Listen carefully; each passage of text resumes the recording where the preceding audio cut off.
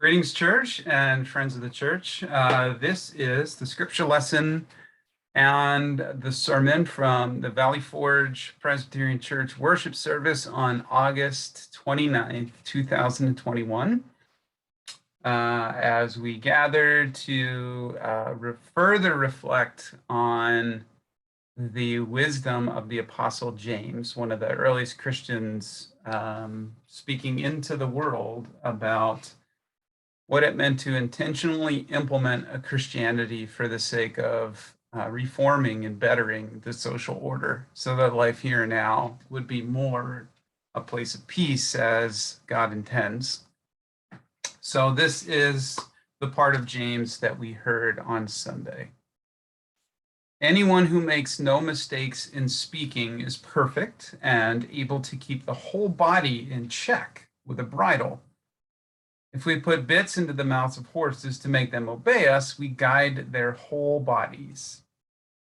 Or look at ships, though they are so large that it takes strong winds to drive them, yet they are guided by a very small rudder, wherever the will of the pilot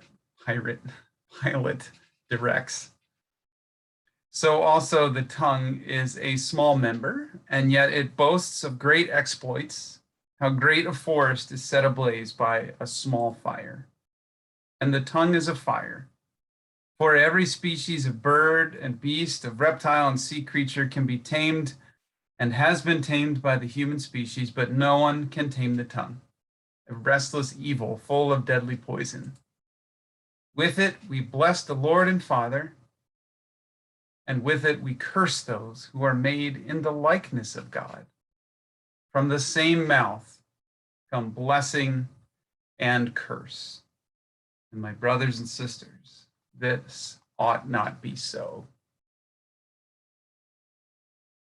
So we've considered in this series of reflections that we're not just hearers, but doers of the word, that we're faithful when we move from Christian belief to Christian work, work born of love and mercy, work that is free of judgment and partiality, work that we freely choose in faith rather than work we feel legalistically obligated to do.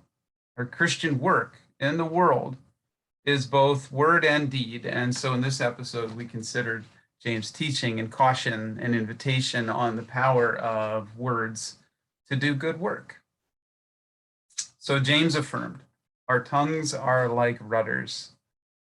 He wrote that ships, even though they are surrounded by winds that want to push them in all directions, are not actually guided and directed by those winds, ultimately, but by the very small rudder. Despite these outside forces that are not within the pilot's control, or the pirate's control, the pilot can yet guide the ship because the rudder is within her or his control, and it is the rudder which ultimately makes the difference. We are surrounded by winds in our lives trying to push us in different directions.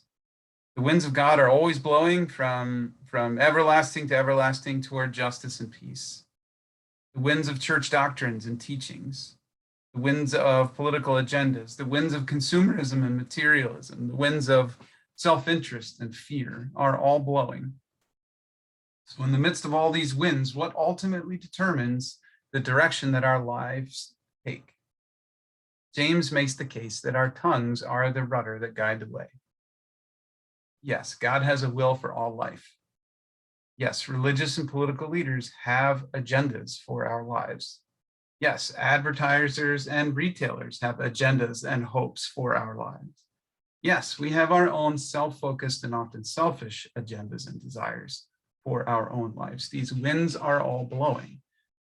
But do these wills and desires ultimately have final power over the course of our lives, or do we have the freedom and the free will to choose the direction of our lives for ourselves? So as we affirmed in the last episode, the human species are creatures of liberty, freedom from obligation to legalistic norms and expectations and laws imposed upon us by others. We are free to choose to live by God's rule of love and peace, but whether we choose the will of God or the will of a religious or political leader or the will of the advertiser or the will of the self, how do we actually then live and act in the direction that we have chosen for ourselves and for our lives. We use our words. Words are the rudder that actually put us on that particular course. We use words to tell others who we are, either directly or by inference. I am a Christian and I love my neighbor no matter what says something about who we are. Words like, I believe that God judges that particular neighbor or group of neighbors as inferior or wrong, and therefore I do too, will steer our lives in a different direction. As will words like, I'm an American, and so my concern is only for Americans, or I'm a Republican or a Democrat, and so my concern is only for the party, or my personal liberty allows me the freedom to do what I want, when I want, and how I want, so my concern is only for me and not for you. Or look at my house, my cars, my bank account. These words all point our lives in different directions as they leave our tongues.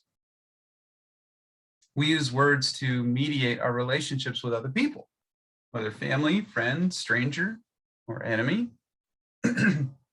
We know that kind, loving, supportive, encouraging, empathetic words lead to relationships of mutual concern and peace. We know that words of truth lead to relationships of trust, which help us to feel safe in this world. Those relationships become a solid foundation underneath of us. But words that aren't kind, words that are critical, antagonistic, indifferent, discouraging, negative, lead to relationships of conflict, hurt, and violence. Words of false promises lead to relationships of distrust, which further our fear and anxiety because we don't feel safe. And in the midst of these crossing and competing winds, it's our words that determine the direction that our relationships take. We use words to facilitate the actions that we choose to take, that we decide to take. If we commit our lives to the way of a particular political leader or ideology, then we will use our words in ways that seek to advance their political agendas and narratives. Words of antagonism are used to stir conflict and war, and words of diplomacy and humility are used to nurture peace. Words of slander and prejudice advance certain political goals, whereas compassion, inclusion, acceptance, and love advance other sociopolitical goals. We commit our lives to the way of certain religious dogmatism or legalism, then we will use our words to advance those legalistic and or religious agendas. We commit our lives to the way of consumerism. We will use our words to do whatever it takes to accomplish our goal of making more money and getting more stuff, and we will use our words to get an advantage over others or to take from them. We commit our lives to the way of generosity, and we will use our words in different ways so that we give of ourselves for the sake of others and encourage the same in others. In the presence of all the winds blowing every which way, we have control over the rudder, our words, and we use them to navigate through life so that we go in the direction that we choose for our lives. In his gospel, Matthew tells the story of Jesus calling the crowds of people to himself and teaching them this. Listen and understand, he said, it is not what goes into your mouth that defiles a person, but what comes out of the mouth that defiles. What comes out of the mouth proceeds from the heart. So Jesus in his teachings connected two outwardly observable things with the internal heart, treasure and words. If we want to know who we truly understand ourselves to be in our hearts, then we pay attention to what we treasure and to what we speak. The action of treasuring, holding something as a priority and then pursuing it, and the words that we speak not only reveal who we are, but actually determine the shape and direction of our lives by shaping our relationships and our decisions and our actions. And so are we intentionally steering the rudder of our words so that our life moves in that Christian, faithful, God-given justice and peace direction, or do our words point us in another direction? So James, he names this reality that the tongue wields great power. He wrote, the tongue is a small member, yet boasts great exploits. How great a forest is set ablaze by a small fire. So with wildfires that have claimed millions of acres in our own nation and so much more around the world, we understand the potential danger of this slightest spark. The tiniest of errant embers blown from a dying fire, the lightning strike igniting the tiniest blade of brush, or a cigarette butt flicked with no intent to harm that lands in a dry patch. In our homes, we know the potential danger of a lit match carelessly left, or a candle unattended, or an electrical short. We know that fire can be an incredibly useful tool that can facilitate great good, but we also know that it has this immense power to harm and destroy. In the Proverbs, this collection of wisdom that's resonated as true throughout the ages, we could read this: the words of the mouth have the power of life and death. They can be like deep waters and fountains of wisdom, or they can invite ruin and strife and death. In acknowledging this timeless truth, James teaches words that come from the same mouths, mine, yours, anyone's, can either bless and give life, or they can be a deadly poison that curses. He writes, with our tongues, with our words, we both bless the Lord and Father and curse those who are made in the image of God. And this ought not be so.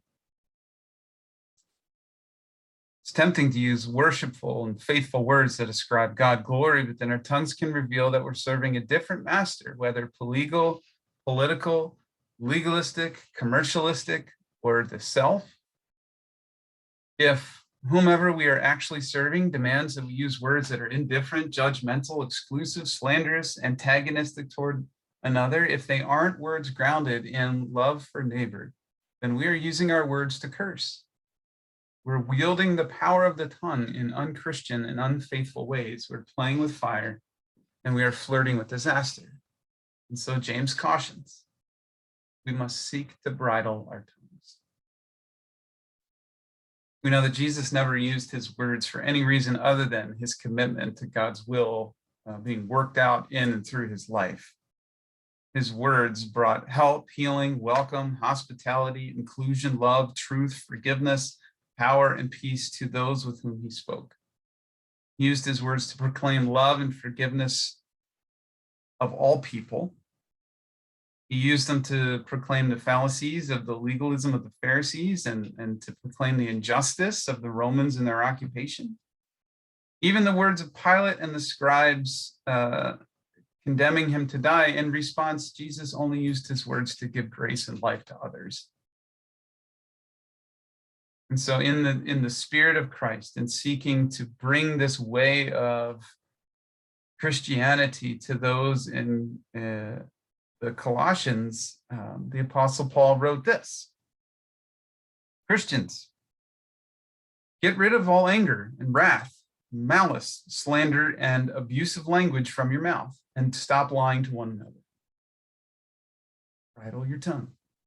He told the Ephesians, let no evil talk come out of your mouths, but only what is useful for building up as there is need, so that your words may give grace to those who hear. Mind your words.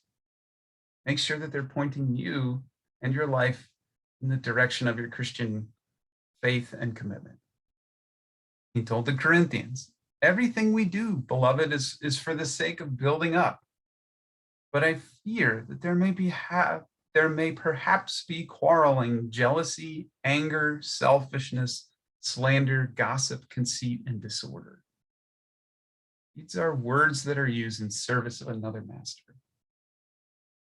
And he told the Philippians, Do all things without complaining and arguing, so that you may be children of God and shine like stars.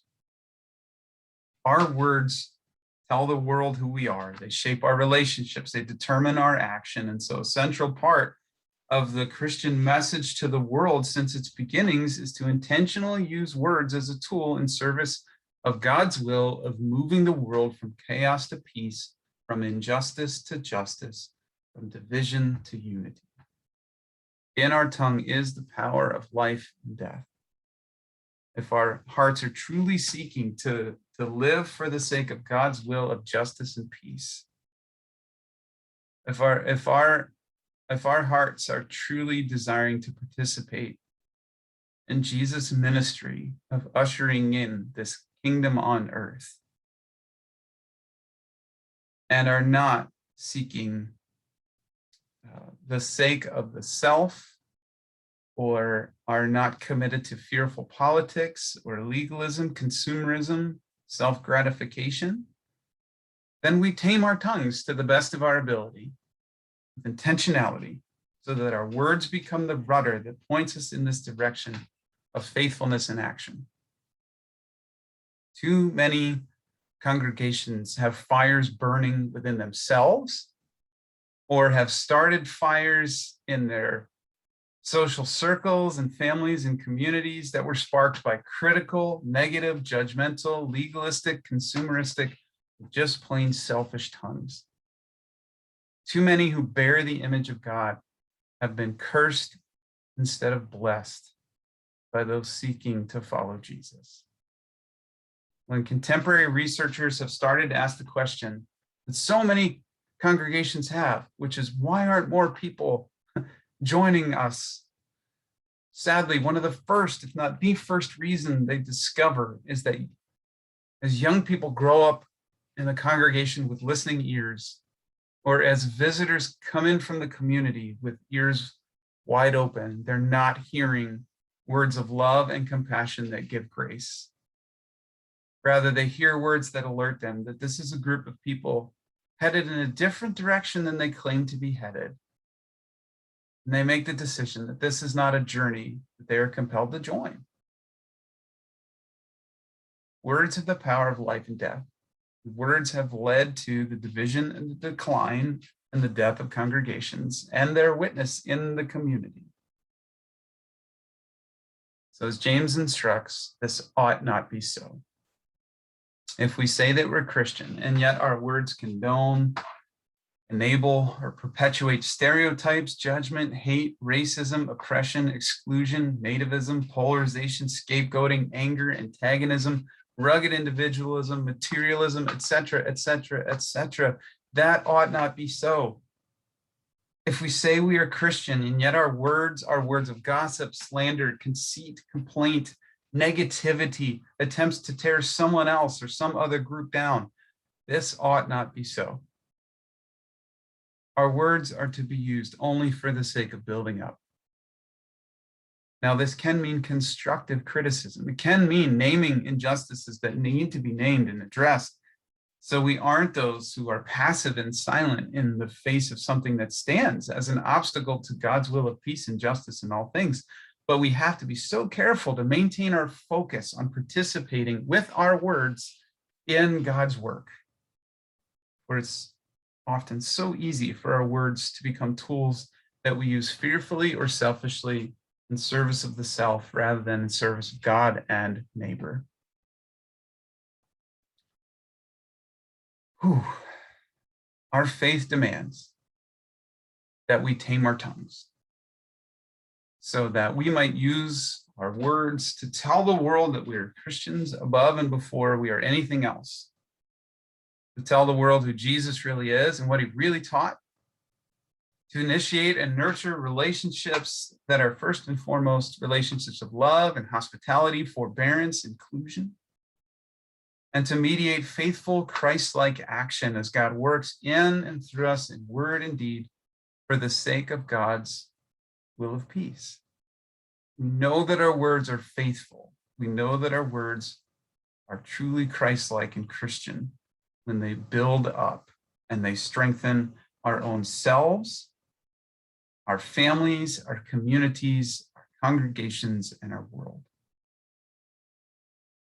The winds are blowing in all different directions. But with God's help, our words can and will be the rudder that directs us forward in faithfulness, so that we and our work and witness in this community give grace, are built up, and affirm the image of God in every woman, man, and child in this town, in this nation, and in this world. Amen. I pray that you can humbly and honestly reflect on this invitation from James, so that in all things, our loving and Christ-like words point us in the direction of our calling to be peacemakers and those who help God to usher in justice. Be safe. Wear a mask. Please get vaccinated if you haven't yet. Love one another, and peace be to all.